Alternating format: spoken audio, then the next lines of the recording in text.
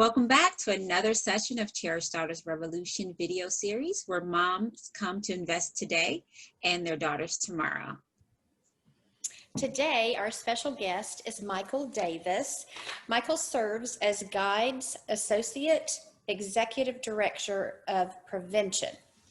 He is responsible for oversight of all of Guide's prevention strategies, activities, and campaigns. Michael graduated from Beaufort High School. He's one of our Gwinnett County students. And while he was in high school, he participated in Georgia Teen Institute, which was Guide's Summer Leadership Conference. And he has been involved with Guide and the Georgia Teen Institute since he was in high school, and he's been volunteering for them. And then in August of 2018, he was thrilled to join the Guide team and as a full-time employee, and that's where he is right now. So Michael's going to talk to us about tobacco, vaping, and addiction in teens. Michael, is tobacco and vaping becoming a big problem among teens today? Well, thank you for having me here. I'm so excited to be here and talking today. And is it a big problem? Yes, I think vaping has become a much bigger problem than what we've seen in the past. We really saw, before vaping really became popular, probably about 2017 is when Juul came onto the market. Juul is the kind of name brand that a lot of teens and youth decide to use. It's J-U-U-L, in case you want to look it up. So it's not spelled the same way as you think jewel, as in like jewelry, J-U-U-L. So for about 20 years, we've had a decline in the level of cigarettes and the amount of teens in Gwinnett County that reported smoking cigarettes and using tobacco. We almost eliminated it. We got down into the wee percentages, less than 5% of high school students reporting smoking cigarettes. So we thought it was great. We thought this would be the generation that ended smoking. And I always tell our youth, I always joke with them, I said, you know, when I was in high school, it wasn't that long ago that I was in high school, we were just ending smoking sections in high school, right? You know, there was a place that you could go smoke, and we came to tobacco free, and the Truth campaign came out in the 90s. And those of us that were around in kind of the late 90s, early 2000s remember those Truth commercials where they were laying out on the streets and the orange and everything like that. And so we've had a great decline since probably the early 2000s.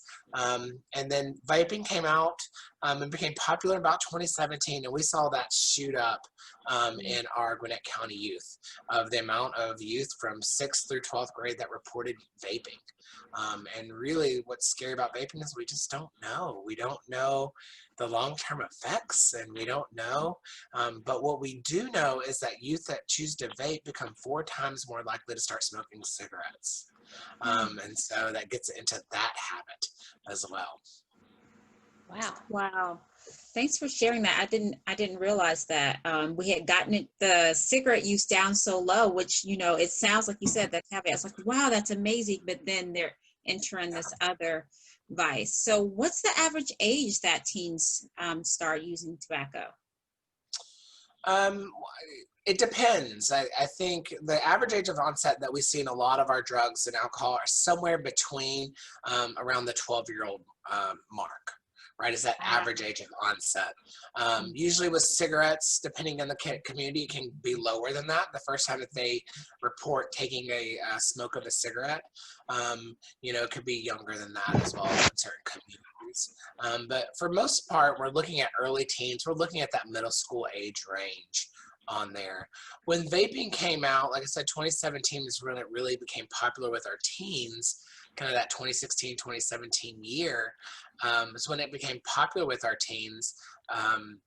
That changed the game for a lot of people. So those that weren't smoking at all started in their senior year and their junior year. It blew up as a sensation that we're seeing, and parents are unaware, I think, of everything that could be a vaping device. They look like everyday devices. They look like highlighters. They look like pens. They look like USB ports. That's what a Juul looks like. They look like inhalers. They come in all different sizes and shapes, So that kind of average age of starting was kind of thrown out the window when it came to vaping with this trend. That's very interesting. I didn't know that I mean, I've only seen the USB kind. I haven't seen the other ones. Of course, I didn't even know what a Juul was till somebody told me. I think it was like last summer. I mean, I didn't even know what it was. Well, what are some myths that teens believe about tobacco and vaping in today's world? I think our biggest myth that we're trying to get through to youth about vaping specifically is that they think it's just water vapors, and they'll tell you it's just flavoring and water vapors, right? And we know that 100% of Juuls contain nicotine, right? And then if you use any other kind of liquid, it's called juices, any juice in a different type of liquid, everything else is unregulated in the hookah world or the vaping world. So you see those vaping shops that are all over the county and everything like that. They sell vaping juices. It's called juice there. And all of that's unregulated. There's no regulation on what can go in there. We have found up to 60 types of chemicals, including things like tin and nickel and lead and other cancer-causing chemicals that have been in some of these vape juices, because no one regulates it. You don't have to have a thing on there saying here's what's in this juice, and there's just no policies around it. So we know that most of our youth are using like Juul. They're not going to the vaping shops to buy those juices, but there's 100% nicotine is going to be in every Juul, and it's at a very high dose. One hit of a Juul, one puff, is equivalent to 1 cigarette's worth of nicotine. Think of that. It takes a couple minutes to smoke a cigarette, but they go and they have 1 cigarette's worth. It's very high, very toxic, very concentrated liquid in there. For the guys of no more, when Juul first came out, their founder said it is to get people addicted. This was not to stop the smoking cessation or the smoking, industry. Now they're trying to rebrand themselves now that they've gotten in trouble for targeting our youth with their cotton candy flavors and their mango flavors and things like that. They're trying to come out now and put the feel good messages out there that this is to help you stop smoking, and but that is not what he said when it first came out.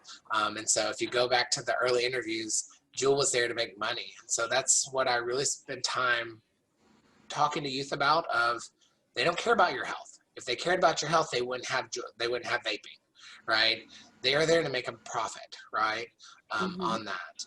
And what we hear, I think, with parents a lot, youth are telling parents this is a way to like calm their nerves and their anxiety, and that could be true on that, or it gives them energy, right? It gives them energy and stuff like that. But we're seeing youth that are addicted to this. Like, I mean, they're going into withdrawals because of their addiction to nicotine.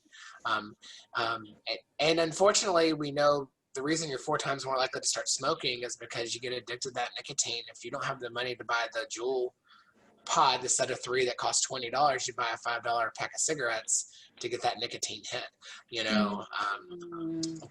So it becomes a very slippery slope. So there's a lot of misconceptions out there, the unregulated, all that. I would say for most part, they'll tell you the truth, and they know the myths and facts about smoking. When I go into a classroom or I work with youth group and I talk about cigarettes, they can tell me everything in the book about cigarettes with that. And I think there's a misconception that probably the biggest misconception out there is they say that vaping is safer than smoking. Right. I've heard them say that to me. I was going to ask you about that. Yeah, vaping's safer than smoking. And the fact is we don't know. We don't know. We don't know because people haven't been vaping long enough. And so right now, you're the science experiment. If you're choosing to vape and your youth are choosing to vape, you're being a science experiment. We will find out. And I tell youth all the time now, we know what happens if you smoke. We all know where that road's going to lead. We know what it's going to do to your lungs. We know that emphysema and cancer and all these things that can happen when you've smoked 30, 40, 50 years. But we're seeing youth going into hospitals now vaping with respiratory distress, right? Wow. And respiratory distress now. That's what I was that was my next question. Like, what are some of the health side effects from vaping? Because I know that kids are perceiving it as safer. And then with you just saying like one puff is like the nicotine administered in one cigarette. So there has to be some immediate health side effects that are happening to teens. Mm-hmm. Mm-hmm. Yeah. Well, some of the immediate side effects we know is that we are seeing teens and I have some friends that are doctors, and they're seeing teens that are coming into the ER in respiratory distress. And so you're seeing that respiratory distress that's happening in the system. I think it's called EVALI, EVALI, the EVALI, on that. And that respiratory distress that's happening, and they're going in as if they're having asthma when they don't, right? Stuff like that. And we can hear the kind of scary stories of popcorn lungs and things like that that's going on. That is in a very few, and I'm not saying that is in a jewel. Most users that have went in with like popcorn lungs comes from that unregulated vape juice that you get in vape shops. Can you and things elaborate on popcorn lung, Michael? I'm not familiar with that. Okay. Popcorn lung is a condition that we've seen in some young adults have went into the hospital, and when they take the x-ray of the lungs, your normal lungs look very clear and healthy. It looks like almost like popcorn ceiling.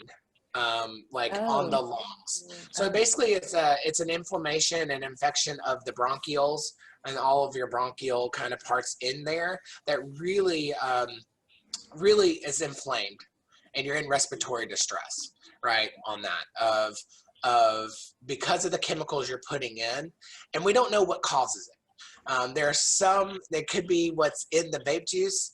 It could be the heating element that's actually in the e-cigarette, whatever that e-cigarette is. There's a heating element, a coil that's in there that heats up, that changes the juice into a aerosol, and that's what you're actually inhaling, the aerosol.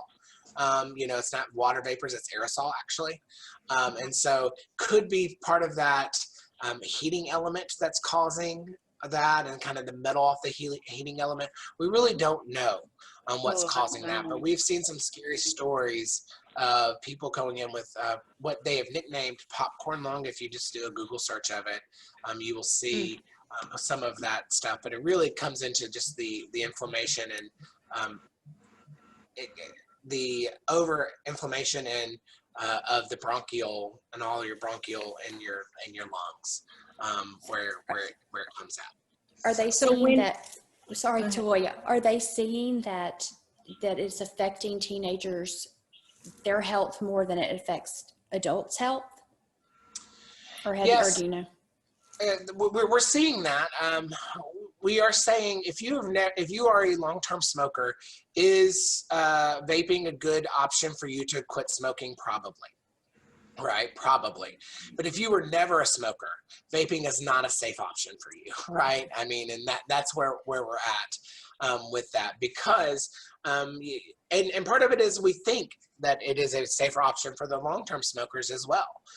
We don't really know. Again, no one's been vaping 30, 40, 50 years yet, so we don't know what it's going to happen in 30, 40, 50 years. It is kind of that unknown territory out there.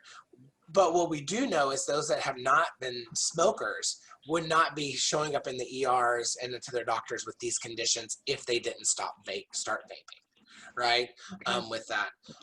Another thing we got to be in COVID world, there are some studies that show that the vaping actually makes you more susceptible to getting COVID and coming down with COVID, because it does mess up your respiratory system, and it messes up that kind of system. So there are some studies that do say that are correlating a higher risk when it comes with vaping when you get for the coronavirus. Okay. Wow. So when I was in college, I went to a military college, and almost all the guys dipped. Yeah. and some people say, well, what's dipping? Yeah.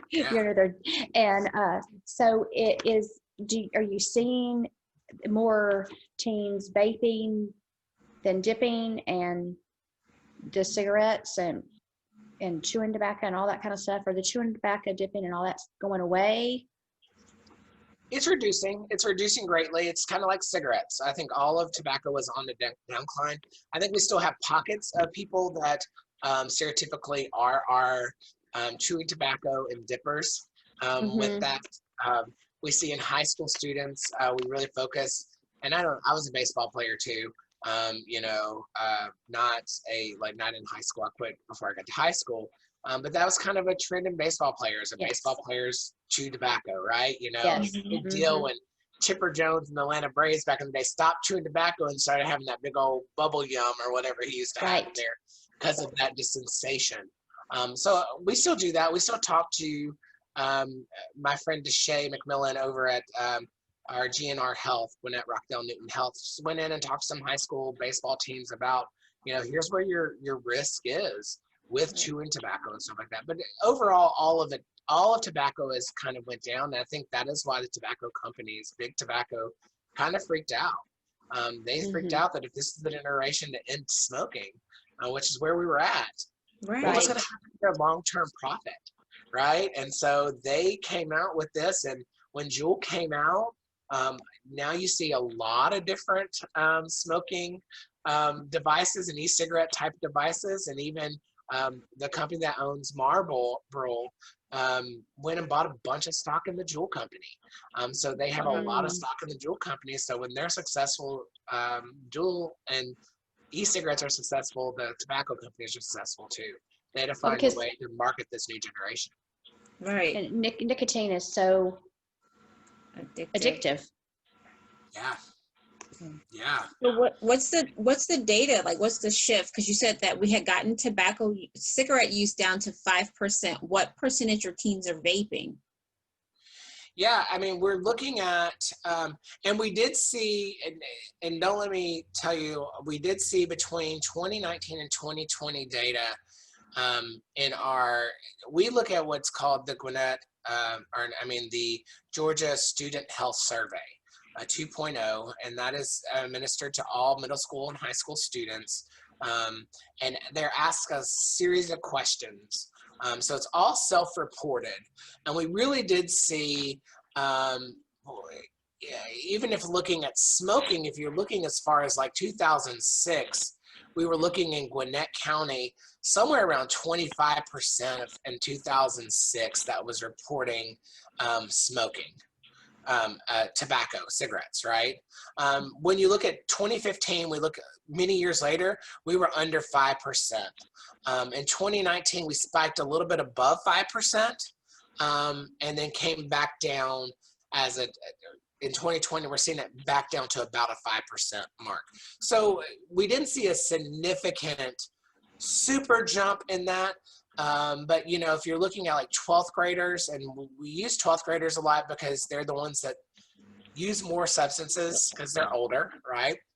With that, but in your 12th grade year, if you look in 2017, we had 2.7% of our 12th graders reporting smoking cigarettes, right?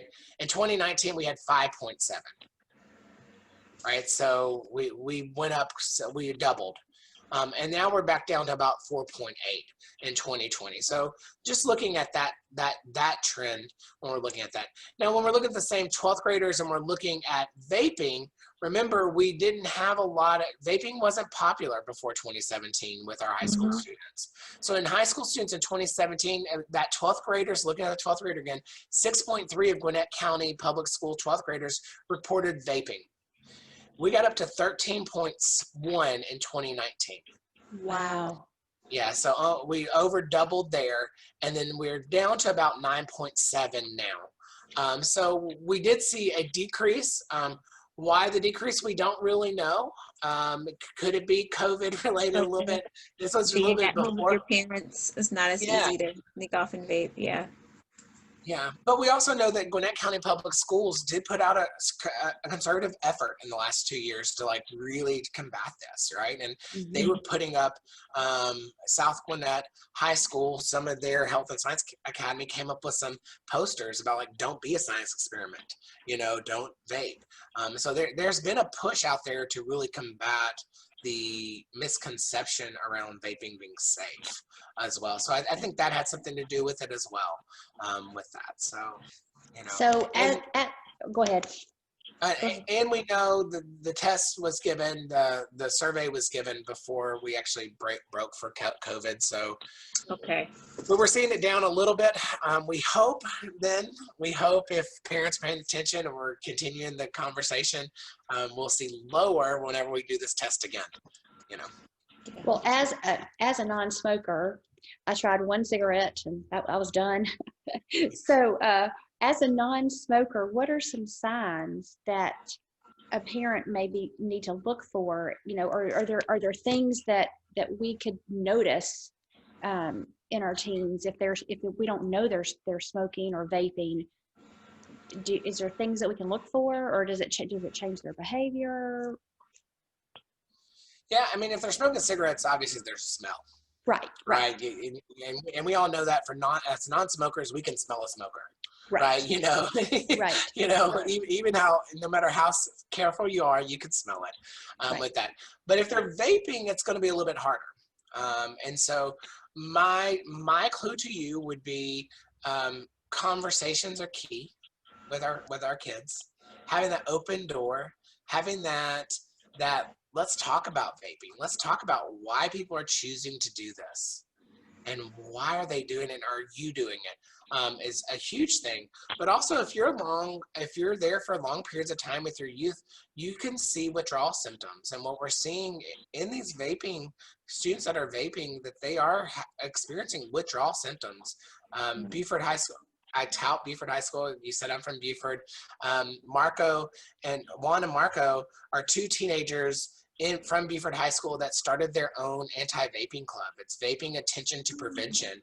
And they wrote their own curriculum, and they have now chapters at other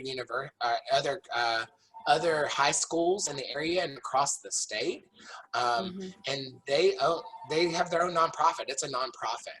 So Vaping Attention to Prevention is what it's called. And they are a great resource, and they said they started this because they saw their peers going through withdrawal symptoms in class. So they saw the sweating, they saw the ticking, the anxiousness, like just like we know people that are smoking cigarettes. If you ever worked with somebody that smokes cigarettes and they're waiting to get to that next cigarette break, they start to get, their anxiety starts to go a little bit. They start to tick, they start to, shake, they start to get a little nervous, and start bouncing until they can go get that next hit, because that's the nicotine wearing off in their system. And they were seeing that with their friends that were choosing to vape in their classrooms. And so they started their own club and started their own nonprofit as high school students to combat this epidemic. That's awesome. That's really cool. Amazing. Well, it's obviously, I think this, maybe this is a myth I believe, but I think they're not old enough to buy cigarettes and vaping utensils and all that unless they're 18? Is that right? 21. 20. Oh, is it 21? Okay. So then how? 21 to vape? I didn't know that. How are they getting it? Yeah. So here's the thing. So the law just changed not too long ago to be 21, tobacco 21. So all tobacco products are 21. Oh, okay, that's good. That's new. Yeah, so that's cigarettes. That's a huge push. I believe states had until June this year to change their laws. It got pushed back a little bit with COVID. But President Trump signed that into law, and that was something he did push, I believe in December or January. So we did change to tobacco 21. So just like alcohol, and we are very, very, very thrilled about that. And we can talk about why that 21 number is important, if you want, and why we are very excited for any alcohol, tobacco, anything like that to be 21. That age is a scientific reason, right? So 21, the deal would be if it's nicotine, considered the law says nicotine, and that's where we're at. Is there any nicotine product or tobacco product? And so the loopholes in the laws have been, it said tobacco, and technically vaping and the vape juice is nicotine based products. So you see that, as well as you have to have a license in Georgia to sell tobacco products. You do not have to have a license to sell nicotine based products or nicotine delivery devices. And so what we've seen is that we did have some underage people that were able to buy it because the sellers didn't care, and there really wasn't a lot of punishment. They weren't going to lose their license for selling underage, right? There's no license to be lost because you didn't have to be licensed to sell that. Now the state has cracked down, and we're trying to crack down and encourage that you do have to have some laws around that, so at least you can get a ticket until we get license on that. So that is one thing that we are pushing for, and I would tell everyone to push for, the flavor bans to continue, that we don't want flavors out there, and that we want everyone that sells a vaping device to have a license to sell that vaping device. And you have to buy your vaping juices from reputable sources, just like cigarettes, just like alcohol, just like everybody else. You don't go to the store and they sell Jim Bob's moonshine, right? You know what I mean? They have to sell something they get from the state distribution center, so we have a quality of product that you know what you're getting on that. Some ways that's been how. Other ways is people above 18 bought it and sold it to those under 18 because they knew there was a market. And then also we were seeing a lot, especially in middle school, we were seeing a lot of sharing. So they were selling by the hit in some cases of, hey, $1 for a hit type thing. And that's how they were getting the money to buy. And then when this first came out, and it's unfortunate to say, parents bought it because they didn't know what it was. And kids were saying this was an energy source, a natural energy source that helps people, stay awake and things like that, which is all true, but it's nicotine that's doing that. It's not like a natural herb that's in there. So yeah, so some parents did buy it before they realized the impact on that. We just have one more question for you, Michael. Our time's almost up. Can you tell us a little bit about what GUIDE does in Gwinnett County to reduce the use of tobacco and vaping among teens? Yeah, so our job in GUIDE is really to bring attention and bring awareness to the community. So we are always willing to talk to groups like you all and get the message out. We have created handouts and flyers to send to all parents, Gwinnett County Public School, in conjunction with Gwinnett County Public Schools. So that is went into the parent portals on each schools, as well as now we have them printed and we have them translated in English, Spanish, Vietnamese, and Korean to talk a little bit about vaping on that. We're usually at all health fairs in the community. We've worked with, right now we're very thrilled that our Gwinnett County Parks and Recreation under kind of Live Healthy Gwinnett and other partners have passed the vaping free Clean Air Act in Parks and Recs now, so you cannot vape in a park place as well. Great. So smoking was already banned, but they've changed it to vaping now too. So we're very excited about that. So we advocate and we work with partners to continue to get that message out and educate on that. And I've talked to countless of classes and countless of teachers, and really we like talking to parents and teachers because, as we all know from when we were in high school, having an assembly speaker isn't going to change anyone's life, but those constant conversations with loved ones and mentors and those caring adults that have relationships by giving them the skills to have these conversations about drugs and alcohol and addiction, they are able to impact people's life. We know the number one reason youth report not drinking, and this is probably true about any drug, the number one reason they report is their parents. Their parents have conversations, and their parents have that influence. So we love working with parents groups. I love giving the facts out there, and I love just talking.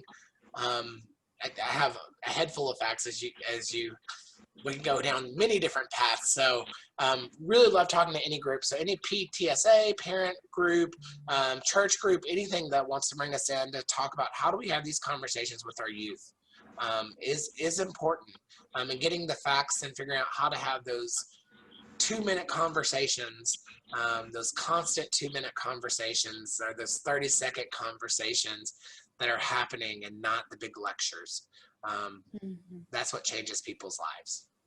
So Guy does a lot of everything with that, and we do work with Positive Youth Development, so we give all this to our after-school providers in the state of Georgia. We help run those programs, the after-school network, and everything like that. So we give them to the Boys and Girls Club staff and the YMCA staff and all the after-school staffs and things like that. So anyone we can work with, we're a resource, and we're free here in Gwinnett to our Gwinnett County citizens. So the more the merrier. Well, that is wonderful.